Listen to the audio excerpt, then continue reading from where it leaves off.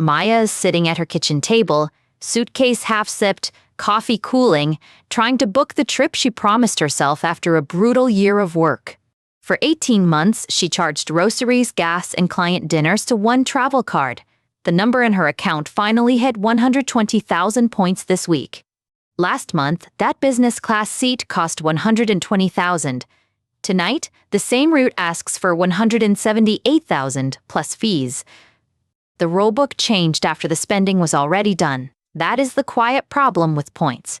They feel like money, but they behave differently in practice. Cash in a bank account has a dollar value. Points live inside a program, and the program owner controls the exchange rate behind it.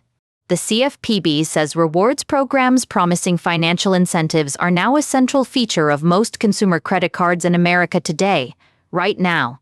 That private currency can buy flights, hotel nights, statement credits, or nothing useful depending on terms most people skim during application, excitement and urgency. Maya was not reckless. She paid in full, avoided late fees, and tracked every bonus category like a second job every single month. Then she saw the new redemption price and the mental accounting collapsed. Her vacation fund had become a moving target in seconds. The airline did not empty her account. The bank did not raise her APR. The loss was subtler. Her points bought less overnight.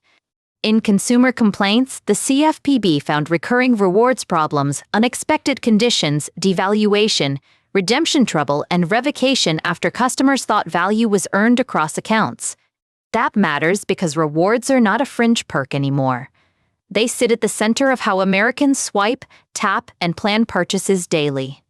By 2019, more than 90% of general-purpose credit card spending happened on rewards cards, according to the CFPB circular data. By the end of 2022, rewards cards made up 75% of general-purpose credit cards, showing how normal these programs became for households. Consumers earned more than $40 billion in major general-purpose card rewards in 2022, while reward balances topped $33 billion at year-end. That is not pocket change. It is a household asset class hiding behind lounge photos, metal cards, and dinner table bragging rights for many families. Consider treating a rewards balance like a financial asset with issuer risk, liquidity risk, and rule change risk, not like a jar of spare coins. One approach is calculating the annual fee break-even in dollars. If the card costs $395, ask what benefits you actually used last year. Maya counted the airport lounge once, a hotel credit she forgot, and ride-share credits she used only because they existed in the app. If you pay for perks you would not otherwise buy, consider discounting them heavily. A coupon is not the same as cash. The CFPB circular says companies may violate consumer protection law if they devalue earned rewards or inhibit promised redemption access.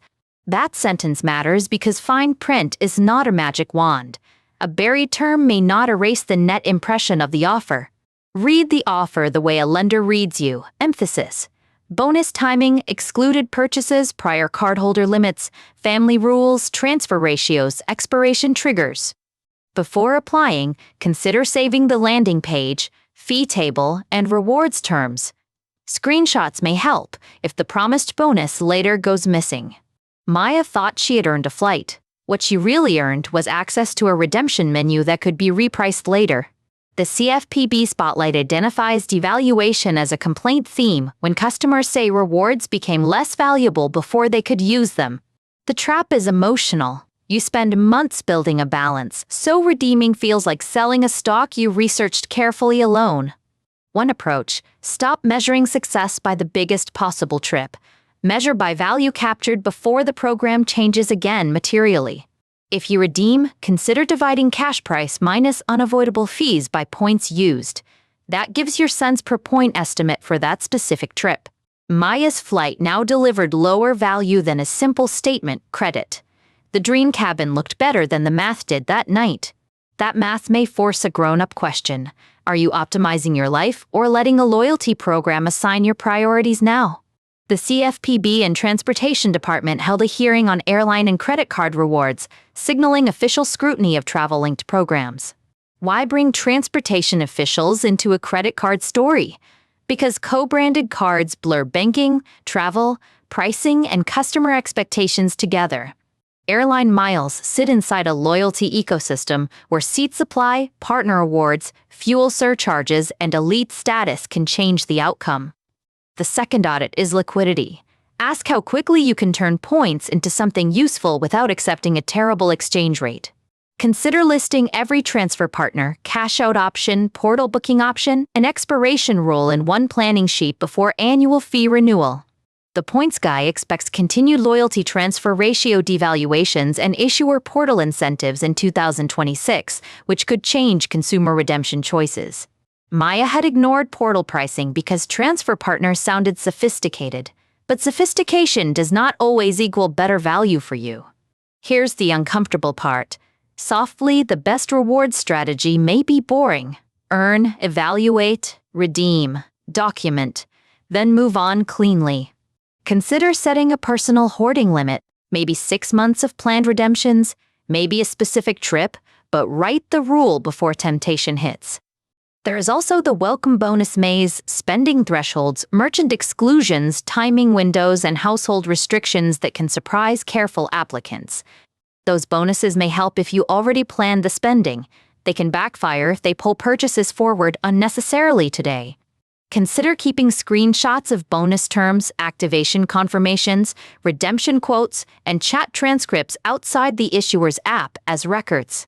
The CFPB circular says fine print allowing rewards changes often may not correct the consumer's overall impression about expected value. Think of that as a regulatory warning label for glossy card marketing. The headline earn rate is only the opening bid.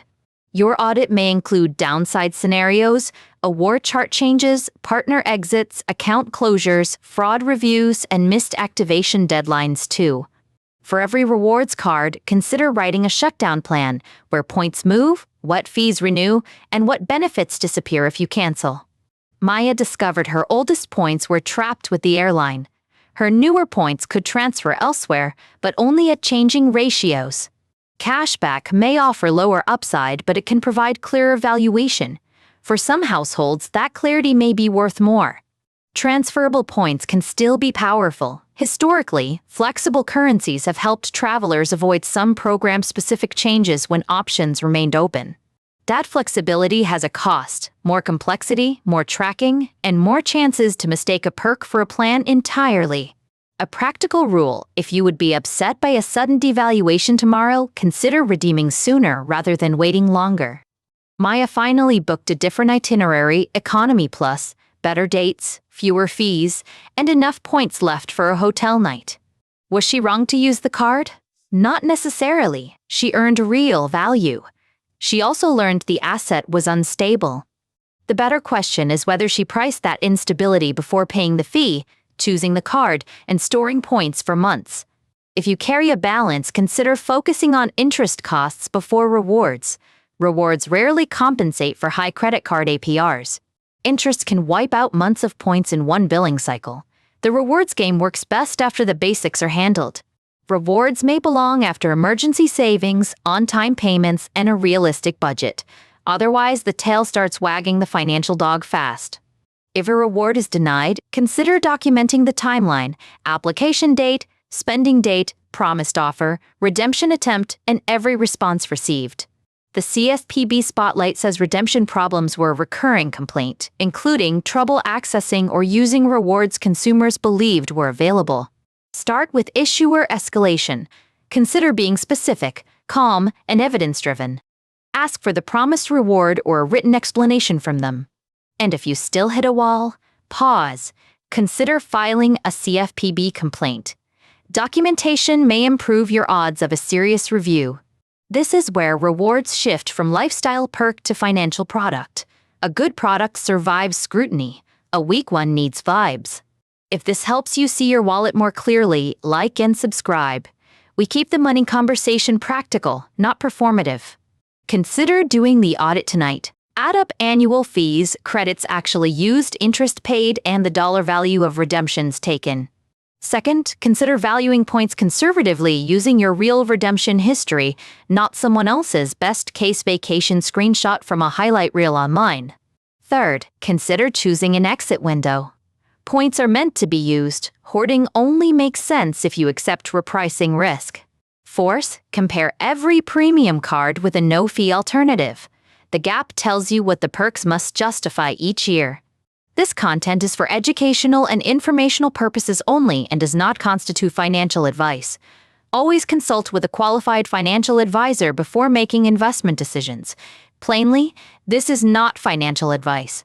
Maya's story ends with a flight, but the lesson starts at checkout. Every swipe is also a vote of trust. The devaluation playbook is simple. Advertise aspiration, collect spending, preserve flexibility, and change the exchange rate when economics demand it.